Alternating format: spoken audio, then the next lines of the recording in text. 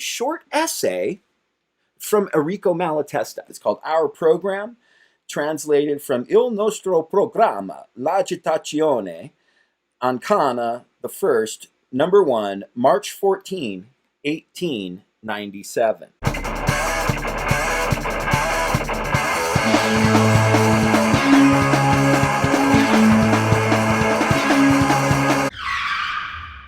We are anarchist socialists. The social system in which we are presently living is founded upon the principle that each person should look out for himself, without bothering about the rights and interests of others, unless others' resistance might place his interests in jeopardy.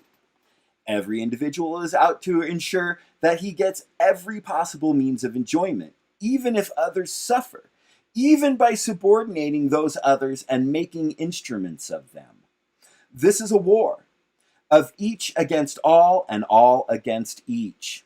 And due to a sentiment that ought to have fostered goodwill and brotherliness between all men, but instead, because of a wrong-headed organization of society, has become a powerful obstacle to human fellowship. That is, the sentiment of love for one's progeny.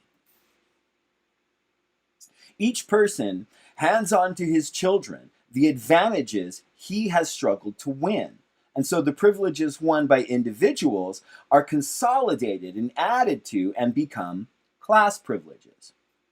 The brutish violence of the stronger leads gradually to the political establishment of the state, whereby the privileged have no further need, let alone ability, to commit themselves to the violent contest, but harness the very strength of the oppressed to the practice and upkeep of oppression.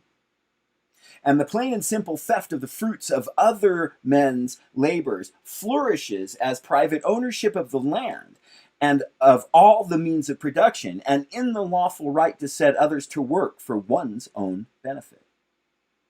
Out of the state of affairs grows selfishness and hatred between men. Out of it come poverty, physical depletion, and moral degradation for the masses.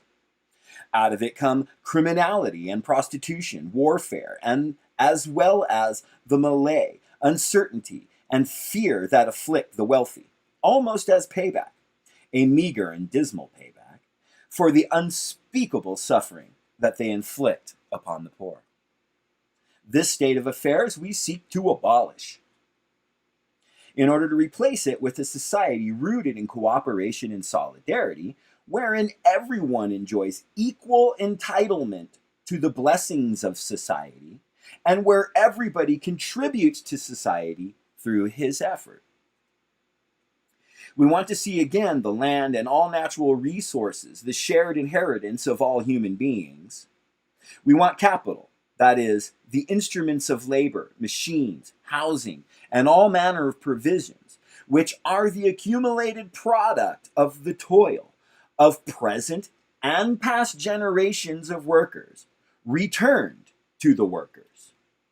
We want everyone to have the wherewithal to work and the opportunity to come to some accommodation with other workers in the organization of work and enjoyment of its fruits.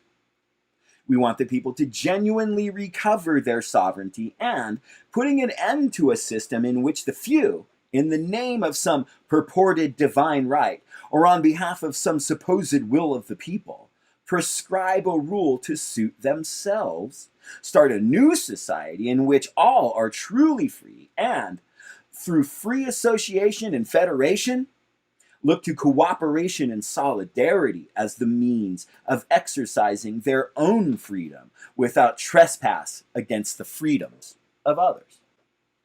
We want science to be a light to every intellect, and love and joy to smile upon every man. But how do we mean to achieve these ideals of ours? Certainly not by wanting for the privileged voluntarily to give up their privileges and return as brothers to the ranks of the people from which they step forward as rulers.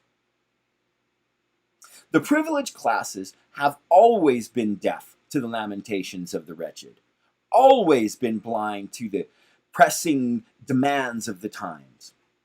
Even though today they demonstrate no more kindness or intelligence than they have in the past. Here. The people must see to their own emancipation. Once it has woken up to its rights and is resolved to bring its sufferings to an end, once it discovers the root causes of its woes and the remedies to be applied to them, once it discovers union as the strength it can never enjoy for as long as it is divided against itself, then the result is plain. For whom the power of thought is coupled with ill will and naked force, there is no refuge from it for mankind.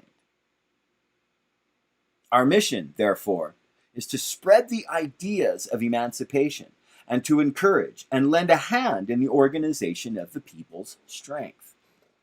Provided that comrades are generous with their support and sympathy for us, we hope that our efforts shall not be in vain.